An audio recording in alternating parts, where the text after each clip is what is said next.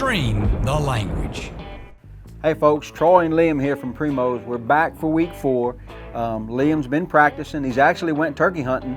Not that he hasn't turkey hunted in the past, but he went strictly with a mouth call and just so happened to have some bad weather a couple of weeks ago and you couldn't get on any birds. Heard one, but I think that's been the story here in the South. Some folks are killing turkeys when they can get in to hunt through and around all the bad weather. It seems like all we're getting is rain. But anyway, we've got the razor hook call, and I want you to let everybody hear what you sound like on a 3-reedy call after, I would say 6 days. This is our 7th day. After 6 days of being with the razor hook 3-reedy call.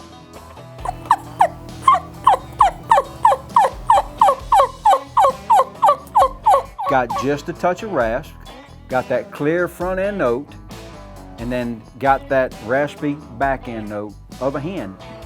Bar none, don't get me wrong, most people that listen to that probably right now would think, well, that's okay, yeah, it's not that bad, but I'm gonna tell you what, the rhythm and the cadence that you have will kill a turkey.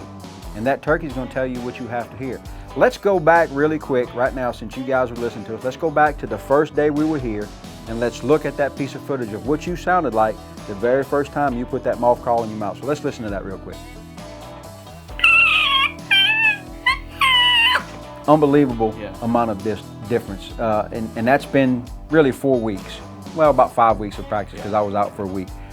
We're going to go a little bit further. We'll probably take it another couple of weeks, but Liam's at the point where I feel like he can go turkey hunting and kill a turkey on his own with a mouth call. You've done it with box calls, you've done it with sleigh calls, but with a mouth call only. But now what we're going to do is next week when we come back, I want you to go home and I want you to practice a little bit of cutting.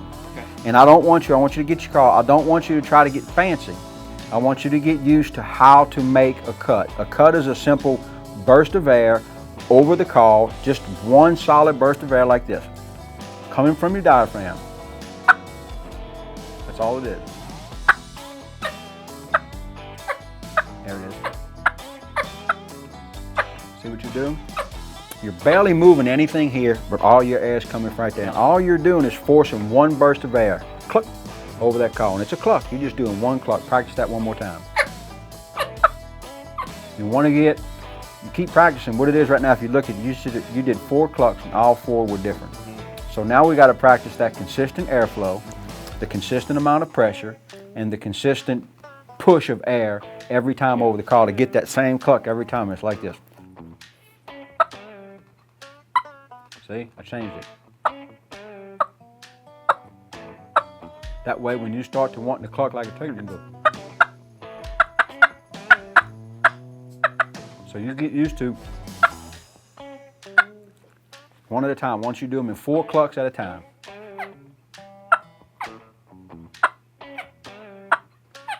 Take a little pressure off the call and get a little rasp in that cut.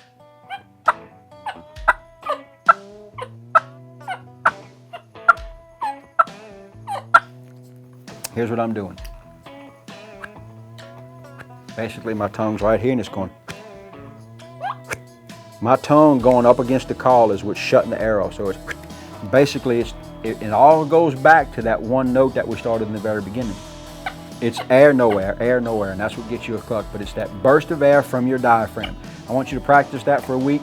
When we come back, we got the yelp down packed. I think you're doing good. We're not going to go on to any excited yelps. I want to get each call figured out, and then we'll start doing all that fancy advanced stuff later. But I think you're doing great, buddy. Awesome job. Y'all.